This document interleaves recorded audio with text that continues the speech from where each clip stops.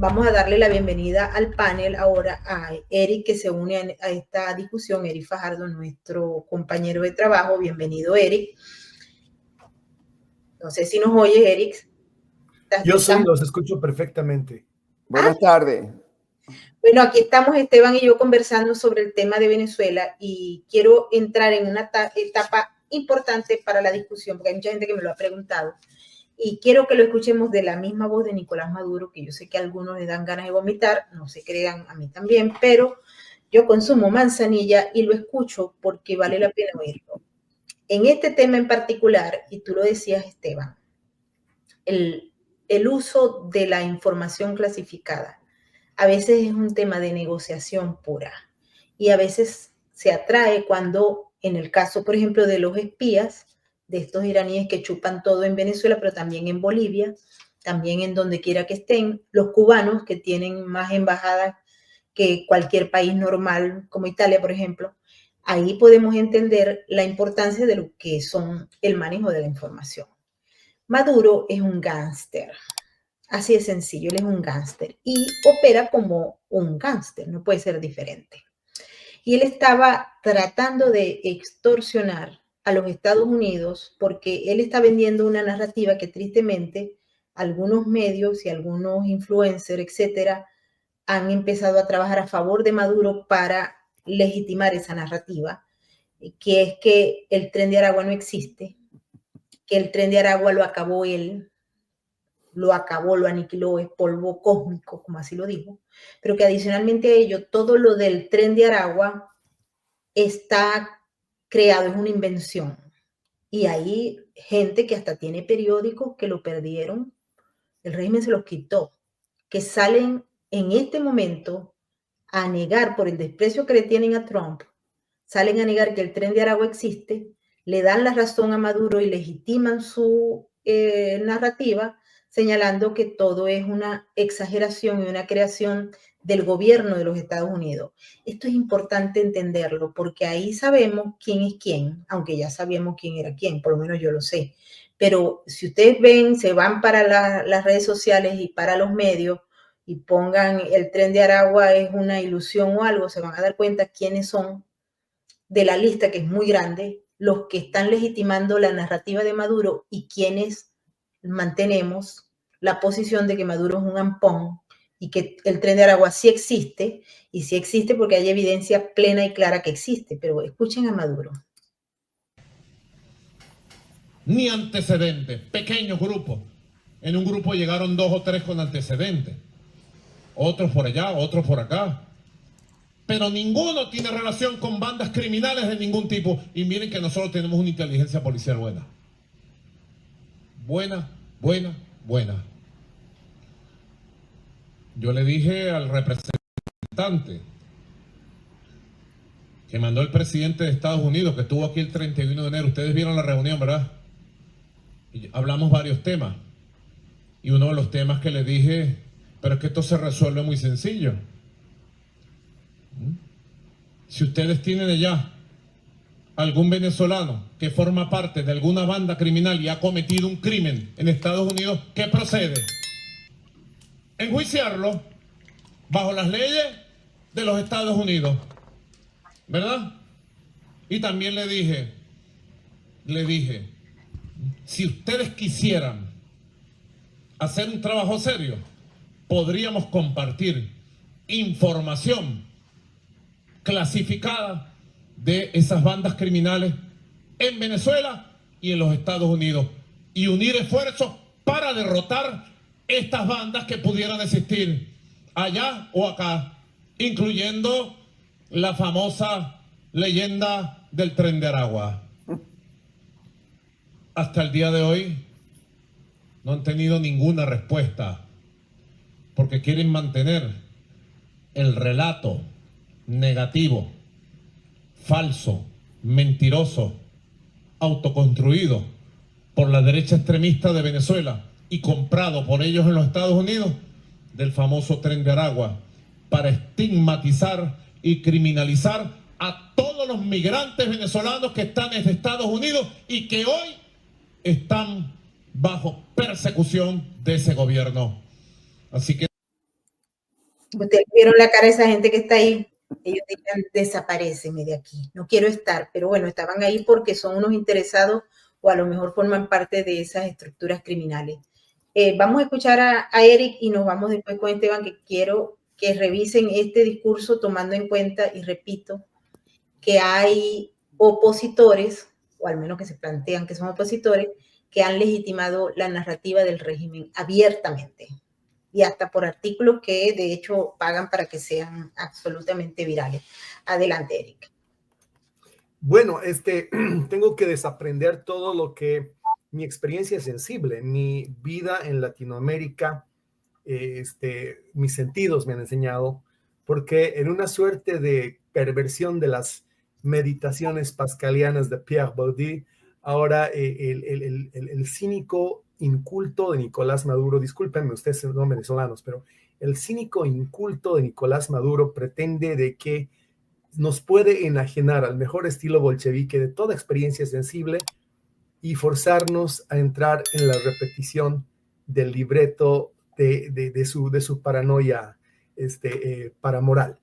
Es un absurdo completo. Cualquier latinoamericano que haya tenido los pies sobre el suelo patrio, Nicaragua, Bolivia, Argentina, Chile, Perú, Colombia, sabe que el Tren de Aragua es una realidad. Y sabe que es una realidad que además la hemos visto nacer, crecer, expandirse como parte, al lomo de la diáspora venezolana, como parte de los efectos de no solamente la destrucción de la economía venezolana, no solamente de la sobreideologización y la opiacización del hambre de los venezolanos, sino después de su expulsión de su propio territorio. Es decir, el Tren de Aragua es el mayor ejemplo de un lumpen criminal producido por un sistema político de izquierda, y lo hemos sufrido en toda Latinoamérica. Todavía lo he tenido que ver yo antes de mi exilio en los Estados Unidos. Ya el 2009 funcionaba. Creo que cuando se criminaliza, cuando la mayoría de los líderes entran a la cárcel de Tocorón, encabezado Niño Guerrero, por supuesto, que es un mito político, más que una idea criminal, es un mito político porque ha logrado constituir una organización criminal que se ha desdoblado, ha tenido incluso 2, 3 generaciones de criminales. Todo nació de un sindicato, muy parecido a lo que está sucediendo en California con otro proyecto ferroviario, Mayborg, que parece que nunca va a ver tampoco la realidad, igual que el tren que nunca nació en Aragua, en el estado de Aragua, y que tenía este sindicato de parásitos, sindicato socialista tipo, el típico modelo de lo que produce el sindicalismo chavista, el sindicalismo madurista, el sindicalismo marxista. Este sindicato, que por supuesto como cualquier otro sindicato marxista, vivía de las exacciones, vivía de presionar sindicalmente a través de algo similar a las centrales obreras en Argentina, a los trabajadores, a otros trabajadores, terminó volcándose a la criminalidad. Pero ¿cuál es su génesis? ¿Cuál es la raíz de su organización? El sindicato de izquierda. Igual que las uniones acá, igual que las centrales obreras en varios otros países de Latinoamérica, es el sindicato la estructura de su conformación y es la ideologización sindical marxista la génesis de su forma organizativa primaria. Este sindicato que, frente a la completa pauperización de Venezuela, frente a la imposibilidad de vivir como cualquier otro sindicato de izquierda, ya ni siquiera de las dádivas del gobierno, se vuelca a lo criminal, el 2013 toma la cárcel de Tocorón. Y desde allá convierten esa cárcel en una suerte. Yo le digo siempre a mis hijos cuando me preguntan, ahora que está de moda el tema, lo convierte en una especie de agencia, de Hacienda Nápoles, ¿recuerdan ustedes la Hacienda Nápoles en Colombia de Pablo Escobar? Más o menos así la convierten en una cuna de la criminalidad, pero desde mi punto de vista, de una criminalidad política. Ellos son un lumpen, no son necesariamente criminales, son un lumpen político que sí existe y nos ha asolado desde que Nicolás Maduro ni siquiera tuvo la cortesía de remediar el desastre que su predecesor ya le hicieron y empezó a botar afuera de Venezuela no solamente a los buenos venezolanos, sino también a exportar estos criminales para que no le incendiaran el patio a él, los sacó afuera y al lomo de la diáspora empezaron a asolar todos los países, empezando por Colombia, luego más abajo a Ecuador, a Perú, a Bolivia, están en en Chile, y son sicarios políticos. No solamente son un sindicato volcado al crimen, no es una organización criminal, son un proxy terrorista. Así que quien quiera discutir aquello, podemos hablar con fechas, diarios, estudios, libros, autores, mujeres, varones, jóvenes, viejos. Hay una literatura y hay una manera de rastrear genealógicamente y además históricamente el surgimiento y la consolidación de esta organización criminal. Para mí un proxy político, ni siquiera de el ignorante de Nicolás Maduro, sino de sus mandantes, de los verdaderos jugadores en esta pulseta con los Estados Unidos, que es comercial, geopolítica, de China y seguramente de Rusia. Vamos a saber qué crímenes más adelante cometieron los del Tren de Aragua, pero vienen haciendo ejecuciones, vienen haciendo no solamente pillería, no solo la prostitución, que han tenido gran éxito y su cartelera ha sido su capacidad de mover mujeres venezolanas y colombianas para prostituirlas en otros países, sino además sicariato. Ese es el verdadero negocio, ese es el valor estratégico de esta gente, sicariato. Son sicarios, son desestabilizadores de democracias.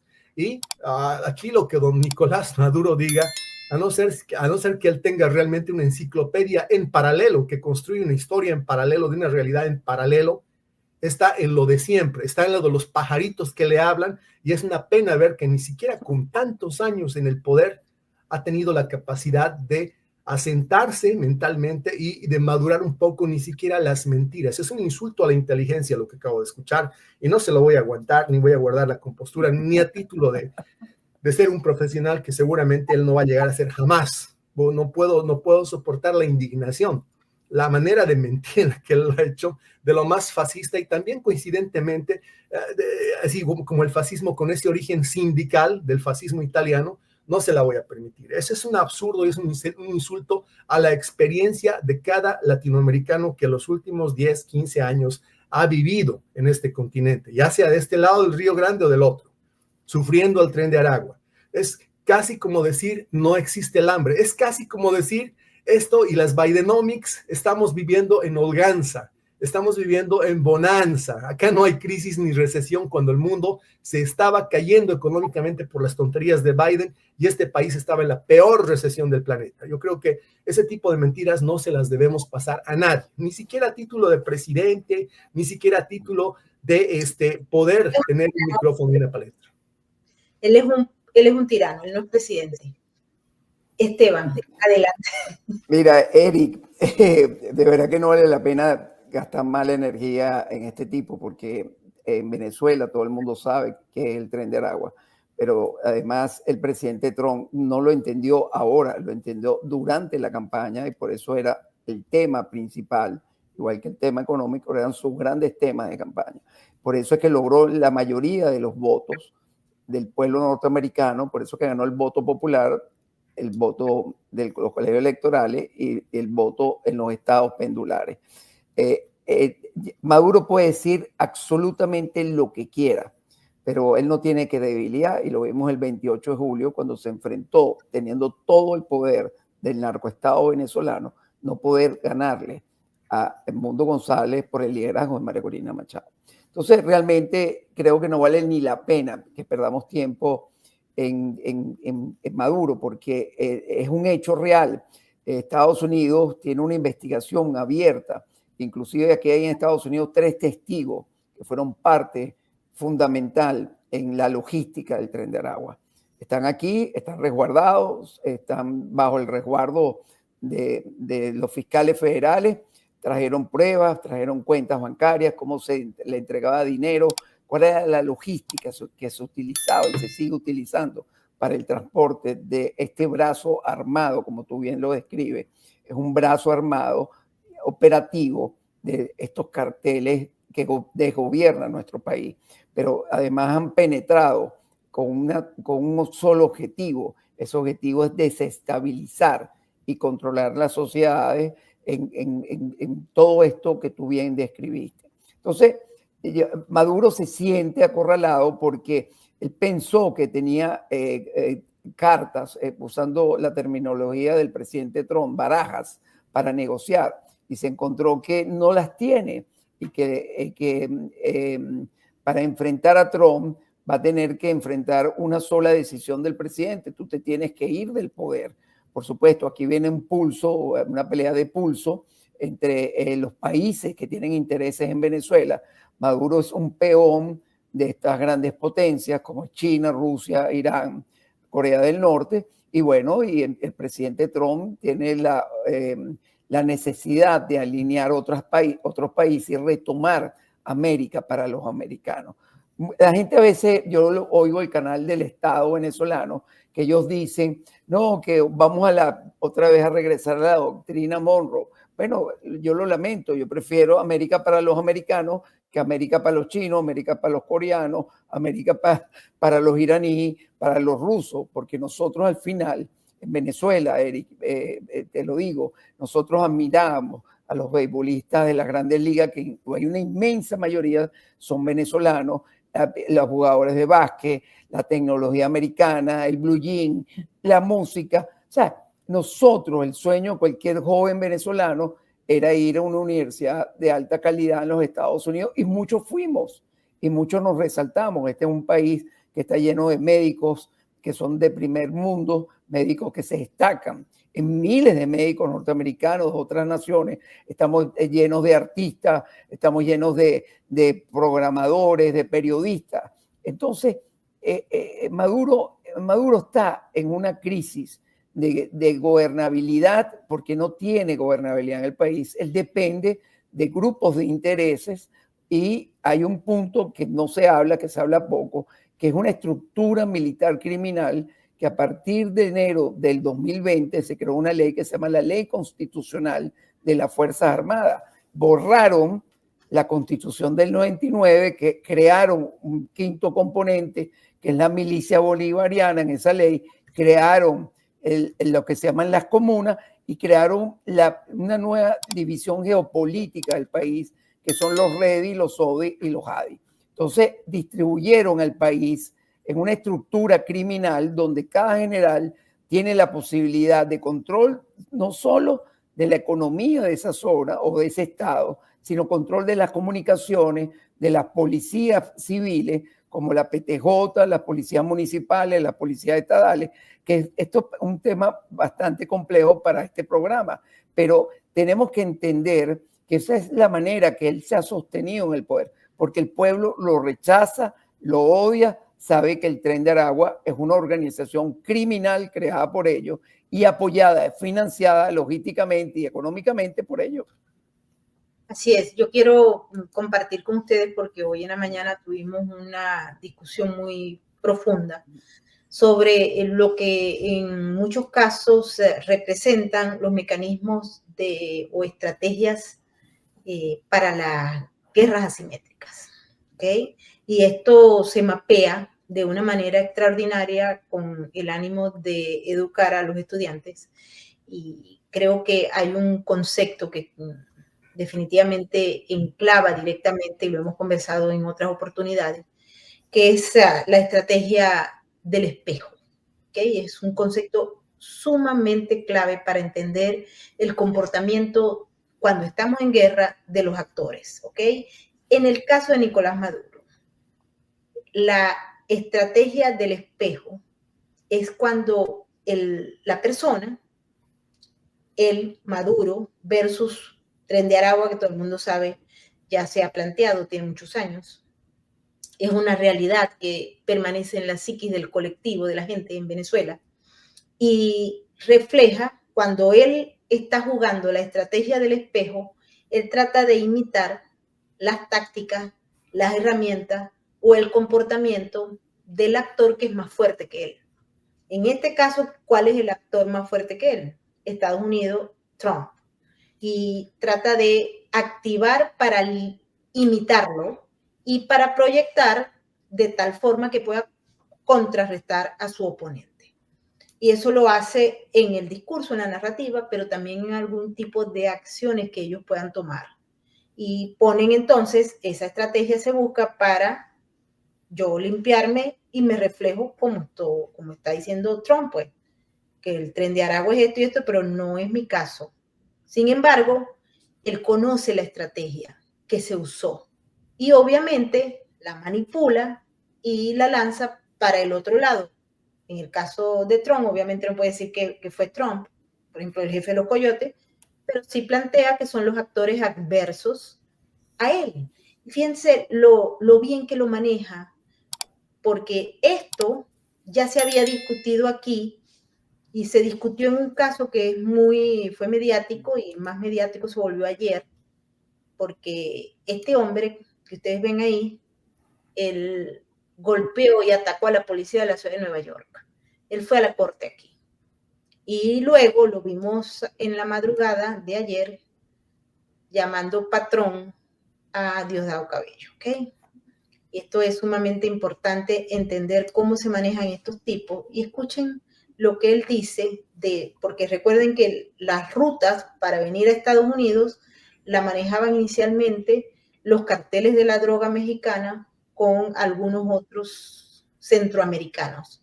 Luego entró llaman el cartel de los maracuchos y luego penetró el tren de Aragua y tomó control de aproximadamente, según lo que los mismos dicen, un 50 o 60% el control del tráfico humano. Pero miren lo que dice Nicolás Maduro. Recuerden, esto forma parte también de expedientes aquí, pero del otro lado. Esto es una estrategia del espejo. Coyote. Y me llevaron desde el barrio Petare hasta Chicago en 5 semanas. El otro me dijo, yo pagué a un coyote y me llevaron desde Maracay, estado de Aragua, hasta Denver. Otro me dijo, nos llevaron hasta Carolina del Norte.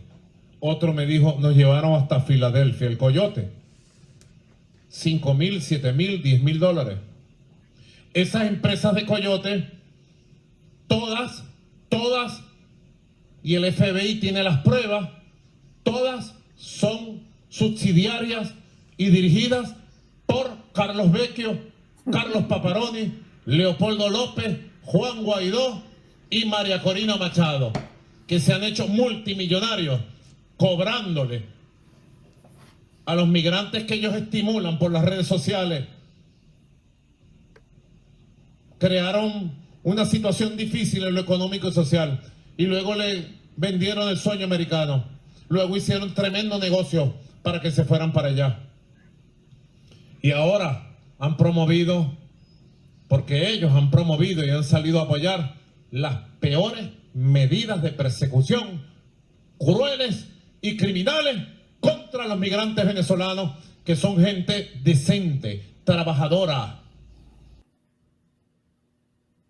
Eso es la puesta en escena de esta famosa estrategia del espejo. Y quiero escuchar la opinión de Eric, que es experto en materia de comunicación, porque en paralelo a lo que él plantea en esa narrativa donde engloba los 3 elementos fundamentales para montar el relato, aparece también el uso de las redes sociales que él ordena que se utilicen para difundir el relato. Si quieres, escuchamos cómo él ordena que se repite el relato, es decir, el mismo juego, y por eso yo quiero que ustedes entiendan cómo es el fenómeno, porque muchos, a veces, sin pensar, sin entender, forman parte de los soldados digitales de Nicolás Maduro. ¿Quieres ver el tercer video, Eric, o lo vemos? Vamos a escuchar. De Estados Unidos, a la gente noble, que no deje pasar esta mentira. Y a los venezolanos y venezolanas, les pido que combatamos esta mentira. En calles, redes, medios y paredes. Mañana martes vamos a tener una gran jornada mundial en defensa de la verdad de Venezuela y de la paz en todas las redes sociales, en todos los medios. Y le pido al pueblo de Venezuela, sobre todo a la juventud, a los familiares de los secuestrados y de los migrantes, que hagamos esta gran jornada compartida, unitaria. Y la hicieron. Y la hicieron. Es decir, él logró el objetivo. Y tristemente logró el objetivo. Porque hoy la tendencia fue esa. La tendencia a nivel mundial en esa materia fue el relato de Nicolás Maduro. Peligroso. Eric, adelante. Bueno, hay una particularidad de el usar esta estrategia reflectiva, ¿no? Y es que de cierta manera sí alcanzas el objetivo de ser empático. Tú decías hace un par de semanas que María Corina había realmente perdido la oportunidad de capitalizar el momento de la cancelación del TPS venezolano o de el anuncio de cancelación o finalmente de que los medios hubieran revelado un supuesto borrador de intención de anuncio. Era al principio así, antes de que se hicieran oficiales las cosas. Creo que capitalizó sí la posibilidad de anclar empáticamente a cierta audiencia en Venezuela que vive en la incertidumbre y por supuesto en incertidumbre, esa es la base de la estrategia, el miedo. Te agarras, te aferras a lo primero que ves, al tronco que pasa, te aferras a él. Nicolás Maduro aprovechó, capitalizó rápidamente, montó la ola, ¿no? Y esto le permitió, por supuesto, tener grandes niveles de empatía sobre la población que vive en este momento en incertidumbre. Lo segundo es que, sin embargo, esta estrategia especular también revela tu alter ego, es decir, revela lo otro de lo que estás tú desentendiéndote o tratando de desentenderte. Y Nicolás Maduro, bueno, pues te dice paso por paso de qué se trata en realidad lo que ha estado sucediendo, lo que han estado haciendo, ¿no? Y de qué se trata y cómo se va a mover además en lo sucesivo su estrategia. No sé hasta dónde va a ser posible para Nicolás Maduro seguir negando la vinculación para mí genealógica. Es una indeleble vinculación entre el Tren de Aragua y su gobierno, que creo que ese es el objetivo máximo, ¿no? Desentenderse, y al no poder desentenderse de la existencia objetiva en la realidad de este fenómeno sociocriminal, entonces, bueno, hay que sencillamente borrarlo del mapa, hay que reencuadrarlo, quitarle el label y renombrarlo. Quizá lo quiera renombrar pues como, no sé, Boys Club o YMCA, no sé, de algún nombre más benévolo que ayude a reprogramar la percepción de lo que todos sabemos que es una organización político-criminal.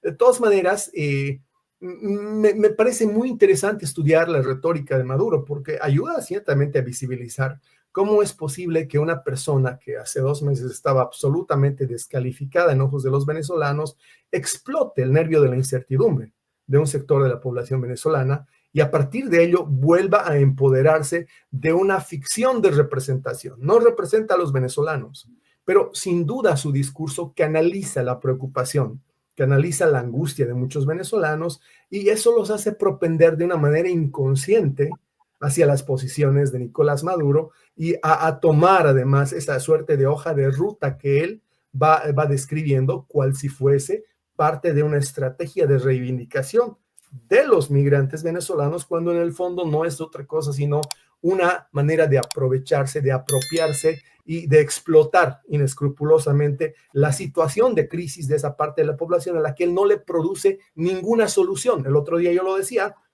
presidente, se conduele tanto usted, o señor Maduro, se conduele tanto usted de la gente que está allá en El Salvador, no están con condena. Es un punto intermedio de deportación. Mande aviones, recoja a la gente, llévesela. Pero él no produce ninguna solución. Explota el miedo, explota la incertidumbre, explota la rabia y les da canales, le muestra los canales a la gente por donde reproducir ese sentimiento de incertidumbre, de miedo y de frustración. Y por supuesto, en el interín se beneficia de una manera indirecta de la falsa percepción de que él representa algo que no representa. Yo creo que él no representa a Venezuela para nada, pero en esta habilidad de la estrategia marxista, esto es lo que tú llamas la guerra asimétrica, por supuesto, está movilizando, diría Winston Churchill, está movilizando a masas que no quieren ser movilizadas, pero las está movilizando sobre la explotación de sus necesidades y sus incertidumbres. Así es. Y me voy con Esteban, porque aquí hay otro tema sumamente interesante, y es que él está acusado también de delitos de narcoterrorismo, pero es el secretario, el jefe de la defensa, el ministro de la defensa del régimen. Se llama Vladimir Padrino López, para quienes no lo conozcan. Es realmente un personaje payasesco, pero con mucho poder, y el poder también que le ofrece estar en la lista del Cartel de los Soles, y está, por supuesto, acusado aquí en Estados Unidos y sancionado por todos lados. Pero él va un poco más allá, Esteban. él dice que el tema de la inmigración es de carácter político ideológico. Es decir, que hay un rechazo porque se pretende criminalizar la inmigración por su carácter político ideológico. Cuando él habla de lo ideológico, él está hablando de que toda esa gente son chavistas. Exactamente. Ahí está el jueguito también, adelante. Fíjate, oyendo a Eric, me recordé que el cambio de estrategia comunicacional del régimen de Maduro, encabezado por Maduro, es a partir de que el momento que Trump asume la presidencia, porque él tenía un aliado en la administración Trump. Maduro, y voy a dar unos ejemplos, porque esto no es una simple observación mía. Cuando él entregó los narcosobrinos, el caso que tú, Meryl, llevaste muy bien, el caso de Alex Saab, que también lo entregó, pero vimos la relación que existía con Juan González, que era el representante de la administración Biden. Pero además... Ese fue Biden el que lo entregó, no Trump. Claro, sí, eso es lo que quiero decir. Si dije Trump me equivoqué. Pero la administración Biden entregó a los narcosobrinos, entregó a Alex Saab, pero también tenía una relación abierta, porque dejar colar en Estados Unidos casi 1 millón y pico de venezolanos de manera ilegal, eso tenía una coordinación y tenía un propósito político que tenía acordado con la administración Biden. Biden no hizo absolutamente nada. Tú, Mabel, sabes mejor que nadie que aquí se entregó la lista de los miembros del Cartel del Sol en la administración Biden, y cuando estas personas entraban, que de repente podían decir un nombre falso o una identificación falsa, pero los miembros de la policía venezolana que estaban activos y otros retirados que vivían en otros países, inclusive en Estados Unidos, tuvieron acceso a esa base de datos, y ellos en ningún momento tomaron, la administración Biden nunca tomó ninguna medida para evitar eso. Entonces había una complicidad. Maduro ahora perdió esa complicidad, esa relación. Él pensó que la amistad de Jorge Rodríguez, que viene con Grenell de la administración pasada de Trump, iba a lograr quebrar o doblarle el brazo a la administración de Trump. Se equivocó. Entonces va a lo que ustedes bien explicaron y que Eric acaba de explicar muy bien, y esa estrategia del espejo. Pero lo que estamos viendo es que yo creo que este es el último recurso que le queda, porque ya la credibilidad que él tiene es nula.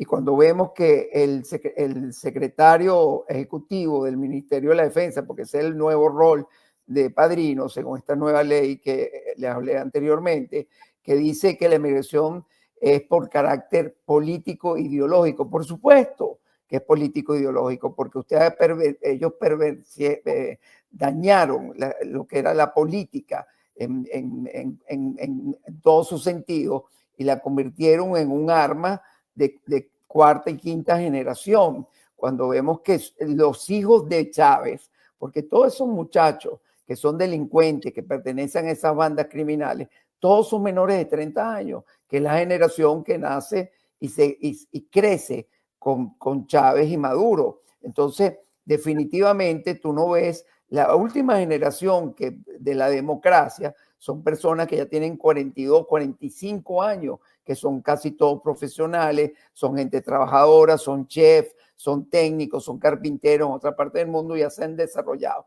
Pero de la administración de Chávez y Maduro, esas generaciones se perdieron. Y los nuevos ricos, que son estos nuevos bolichicos que viven en Venezuela, o muchos que se fueron del país, se hicieron ricos y no tienen ningún tipo de carácter del gentilicio venezolano. Son gente que se hicieron ricos a costilla de la corrupción de estos 25, 26 años del narcochavismo. Entonces, es muy difícil poder argumentar frente a los venezolanos. Si ustedes le ven la cara a la gente que estaba sentada oyendo el discurso de Maduro, nadie de esas personas se creen. Lo primero, hay mucha gente que no entiende ni el idioma, porque había mucha gente extranjera, se le ve la cara. Pero cuando cualquier venezolano que estaba sentado ahí, sea socio de primera línea de Maduro, no se cree ni el cuento. Sabe que Maduro está diciendo una sarta de mentiras, que está aplicando una estrategia que ya no tiene credibilidad, cuando vemos los estudios y las encuestas que se presentan en Venezuela, estamos viendo que Maduro va cayendo cada día más como un piano, y eso es uno de los graves problemas que él tiene, porque esa credibilidad la ha perdido, inclusive en sus mayores aliados, que son los militares de la estructura criminal que lo sostienen. Así es. Y fíjense que el mecanismo que ellos quieren mantener, hemos tenido acceso a algunas partes del documento de los abogados que tiene Maduro en El Salvador.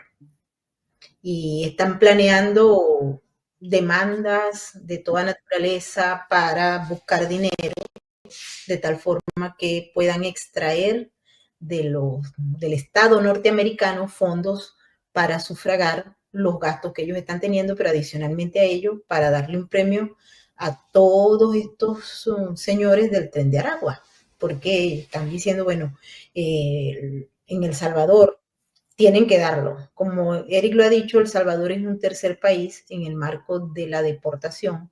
Se ha utilizado como tercer país Honduras, México y otros países también pueden ser, pero son los más cercanos. A todo caso, pues en el caso de los del Tren de Aragua, pues Bukele hizo un acuerdo con el gobierno de los Estados Unidos a raíz de una visita que hizo Marco Rubio a El Salvador.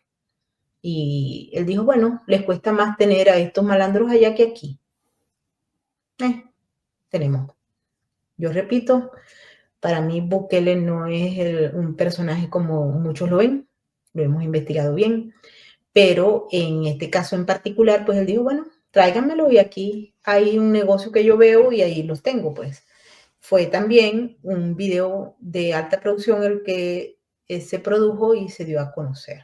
Y eso impactó y generó en el régimen la búsqueda de ver qué hago y consiguieron eso, así que hay unos abogados ahí en El Salvador viendo a ver cómo negocian. En todo caso, son gente que está expulsada bajo la ley. Estamos hablando de los que fueron expulsados bajo la orden ejecutiva de enemigos extranjeros, que no son todos, ahí hay 101 que no son expulsados por esa ley, sino por el título 8, que no tiene nada que ver con los del Tren de Aragua. Es decir, son 101 que no son del Tren de Aragua, y en la deportación no dice que son del Tren de Aragua, y los otros pero están expulsados bajo el mecanismo de seguridad nacional, tal cual como lo han planteado los abogados del Departamento de Estado, que por cierto hoy pues ha avanzado ese caso y creo que va a avanzar un poco más a raíz de lo que se escuchó en el Congreso. Ya lo vamos a discutir, Eric. Nos vamos, mil gracias. Gracias por todo, todas las bendiciones. Mil bendiciones a los dos. Y mil gracias a todos nuestros moderadores. Norma, que estabas por ahí hoy, me echaron el cuento. También a Lontan, que está haciendo hamburguesas, y nuestra bella Tamaris López, que se fue a comer jamón serrano y a tomar buen vino, ya que si nos viene a visitar aquí va a tener que pagar el doble. Ahora nos vamos y nos vamos siempre con el mensaje de la RAC, porque recuerden que juntos salvamos vidas. Chao, chao, nos vemos mañana. Su mirada no conoce de estadísticas. Aún así, millones de ellos padecen una cruda realidad. Su lealtad es inquebrantable, aunque no haya nadie con quien compartirla. La diferencia la haces tú. Adopta, esteriliza, colabora. Red de Apoyo Canino.